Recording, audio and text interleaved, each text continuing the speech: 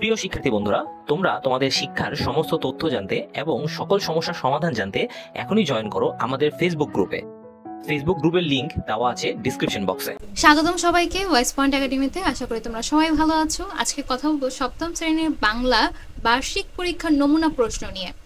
এইটা কিন্তু এনসিটিভি থেকে প্রণোদিত একটি নমুনা প্রশ্ন উত্তর। তোমাদেরকে বারবার বলছি, এই প্রশ্ন কিন্তু হুবহু ব্যবহার করা যাবে না। এটা হচ্ছে একটি নমুনা প্রশ্ন।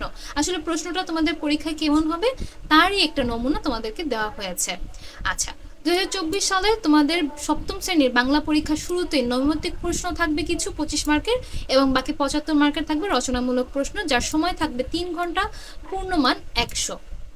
তাহলে চলো আমরা একটু দেখে নিই প্রশ্নগুলো, নমুনা প্রশ্নের কাঠামোটা কিরকম।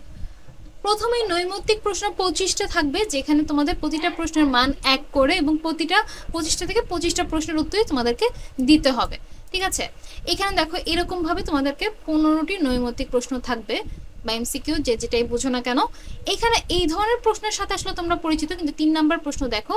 3 নাম্বার এইখানে কি করেছে, একটা পোস্টার বা একটা সাইনবোর্ড দিয়ে দেওয়া হয়েছে যে সততা স্টোর। এখানে একটা সাইনবোর্ডের সাথে দেওয়ার পরে তোমাদেরকে বলেছে উপরের লেখাটি চারপাশের কোন বিষয়ের সাথে মিল আছে। এটা কি একটি সাইনবোর্ড, ব্যানার, লিফলেট, বিজ্ঞাপন, কোনটি হবে? এটা তোমাদের এখান থেকে সঠিক উত্তরটা বের করে নিতে হবে।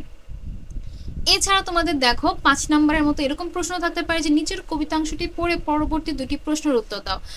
কিছু কবিতার লাইন দেওয়া থাকবে, তার উপর ভিত্তি করে তোমাদেরকে প্রশ্নের উত্তর দিতে হবে। এখানে দেখো 4টা লাইন দেওয়া রয়েছে। মেঘনা নদী দেব পারি, কল অলা এক নায়ে, আবার আমি যাব আমার পাড়াতলির গায়ে। এই 4টা কবিতার লাইনের উপর ভিত্তি করে 5 নম্বর এবং 6 নম্বর প্রশ্নের উত্তর তোমাদেরকে দিতে হবে। ঠিক আছে, এইভাবে করে কিন্তু বিভিন্ন ধরনের প্রশ্ন তোমাদের থাকবে, বিভিন্ন অনুচ্ছেদ থাকবে তার উপর ভিত্তি করেও। কেন কবিতার লাইনের জায়গায় কোনো একটা অনুচ্ছেদও থাকতে পারতো, ঠিক আছে, কোনো একটা গল্পের অংশ থাকতে পারতো, অনেকভাবেই কিন্তু হতে পারে। আশা করি তোমাদের নৈমিত্তিক প্রশ্ন বুঝতে পেরেছো। এছাড়া এই 10 নম্বর 11 নম্বর এগুলোর সাথে তোমরা অলরেডি পরিচিত। এইভাবে কিন্তু অনেক প্রশ্নের উত্তর তোমরা এর আগেও দিয়ে এসেছো। এইগুলো 15টি এমসিকিউর পরে তোমাদের 10টি সংক্ষিপ্ত প্রশ্ন থাকবে এক কথায় উত্তর দেওয়ার জন্য, যার 10টি তোমাদেরকে উত্তর দিতে হবে। প্রতিটি প্রশ্নের মান 16 থেকে 25 নাম্বার করে, 25 নাম্বার পর্যন্ত। এখানে হচ্ছে তোমাদের পুরো বইয়ের বিভিন্ন জায়গা থেকে আসলে এই প্রশ্ন উত্তরগুলো তুলে ধরা হয়েছে। তোমাদের এখানে হচ্ছে গিয়ে এই 15 আর 25 মিলে টোটাল 25 মার্কের প্রশ্ন উত্তর তোমাদেরকে দিতে হবে। আচ্ছা, এই গেল হচ্ছে নৈমিত্তিক অংশ। এরপরে দেখো রচনামূলক অংশ 75। আচ্ছা, এইখানে কি বলেছে, এখানে শুরুতে সংক্ষিপ্ত প্রশ্ন উত্তর থাকবে। সংক্ষিপ্ত প্রশ্ন উত্তর 10টি থাকবে। 10টি প্রশ্নের মধ্যে তোমাদেরকে 10টি প্রশ্নই দিতে হবে। এখানে আসলে বাছাই করার কোনো সুযোগ নেই। প্রতিটি প্রশ্নের মান থাকবে 2 করে।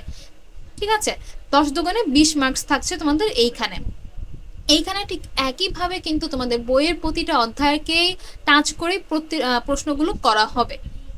আশা করি বুঝতে পেরেছো। সংক্ষিপ্ত পরে এরপরে থাকবে হচ্ছে রচনামূলক প্রশ্ন। 2টা ক্যাটাগরিতে রচনামূলক প্রশ্ন হবে। প্রথমটা হচ্ছে দৃশ্যপটবিহীন, যেখানে কোনো দৃশ্য, অনুচ্ছেদ, কোনো সিনারিও দেওয়া থাকছে না। এইখানে 5টি প্রশ্ন থাকবে, তার মধ্যে যে কোনো 3টি প্রশ্নের উত্তর তোমাদেরকে দিতে হবে। 11 থেকে 15 নাম্বার পর্যন্ত এই 5টি থেকে যে কোনো 3টা উত্তর তোমাদেরকে দিতে হবে। প্রতিটা প্রশ্নের মান থাকবে 5 করে, 3 5 15 থাকছে এই অংশে।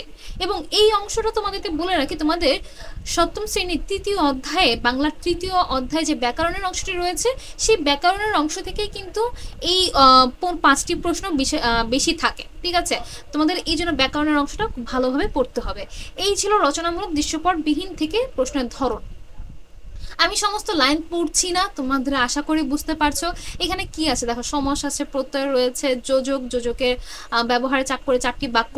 তোমাদের এখানে দেখো বিরাম চিহ্ন রয়েছে বা জ্যোতি চিহ্ন। এই বিষয়গুলো কিন্তু তোমাদেরকে ভালোভাবে পড়তে হবে। মূলত হচ্ছে আসলে এখন যে প্রশ্নের বার্ষিক পরীক্ষার প্রশ্নের যে ধরনটা, এখানে আসলে তোমাদেরকে সিলেবাসটা খুব ভালোভাবে পড়ে শেষ করতে হবে। তোমাদেরকে আবার বলছি, প্রতিটা সাবজেক্টের সিলেবাসটা খুব ভালোভাবে তোমাদেরকে কমপ্লিট করতে হবে, তা না হলে বার্ষিক পরীক্ষায় কিন্তু তোমরা ভালো মার্কস উঠাতে পারবে না। আচ্ছা, এরপর রচনামূলক প্রশ্ন দৃশ্যপট নির্ভর, যেখানে 60টি প্রশ্ন দেওয়া থাকবে, তোমাদেরকে যে কোনো 5টি প্রশ্নের উত্তর দিতে হবে। এই দৃশ্যপট নির্ভর বিষয়টা কিরকম, যেখানে তোমাদের প্রশ্নের শুরুতে একটা দৃশ্য দেওয়া থাকবে বা কোনো একটা অনুচ্ছেদ বা কোনো কবিতার অংশ দেওয়া থাকবে, কোনো প্যাসেজ দেওয়া থাকবে, তার উপর নির্ভর করে তোমাদেরকে এই যে ক খ 2টি প্রশ্ন দিতে হবে, 4 4 করে 8 মার্কস। প্রতিটা প্রশ্নের মান হচ্ছে 8, উত্তর দিতে হবে 5টি, 5 8 40। দেখো 16 নম্বর এখানে একটা কবিতার কিছু লাইন দেওয়া রয়েছে, সেই লাইনের উপর ভিত্তি করে ক এবং খ এই দুইটি প্রশ্নের উত্তর তোমাদেরকে দিতে হবে। এরপর 17 নম্বর দেখো এখানে কি দেওয়া রয়েছে, এখানে একটা ছক দেওয়া রয়েছে, একটা জরিপের উপাত্ত এখানে দেওয়া হয়েছে। এই জরিপের উপাত্তর উপর নির্ভর করে তোমাদেরকে পরবর্তী দুটো প্রশ্ন দিতে হবে। 18 নম্বরে দেখো এখানে একটা ছবি দেওয়া রয়েছে, এই ছবির উপর ভিত্তি করে দুটি প্রশ্ন 4 করে 8 মার্কের উত্তর তোমাদেরকে করতে হবে। এরকম 60টি থেকে যে কোনো 5টি প্রশ্নের উত্তর তোমরা দিতে পারবে। এই ছিল হচ্ছে নমুনা প্রশ্নের কাঠামো, প্রশ্ন ধরন। আশা করি তোমরা বুঝতে পেরেছো। এই যে এখানে 40 মার্ক হচ্ছে তোমাদের রচনামূলক প্রশ্নের দৃশ্যপট নির্ভর, দৃশ্যপট বিহীন এখানে রয়েছে 15, 40 আর 15, 55 এর বাকি এছাড়া এখানে রয়েছে আরও তোমাদের 20, 75। এরপর শুরুতে আমরা যে পেয়েছি 25, সেই 75 আর 25 মিলে 100। এই সর্বমোট 100 নাম্বারের লিখিত পরীক্ষা বার্ষিক তোমাদেরকে দিতে হবে, বার্ষিক পরীক্ষা দিতে হবে। আশা করি বুঝতে পেরেছো। শুরু থেকে যদি আরেকবার একটু আমরা সামারি করে দেখি, শুরুতে নৈমিত্তিক অংশ যার মান 25, প্রথমে তোমাদেরকে 15টা এমসিকিউ প্রশ্ন দেওয়া থাকবে। 15টা এমসিকিউ প্রশ্নের পরে তোমাদেরকে সংক্ষিপ্ত আরও 10টি প্রশ্নের উত্তর দিতে হবে, যেটা কিনা এক কথায় উত্তর দিবে। এই হচ্ছে 25।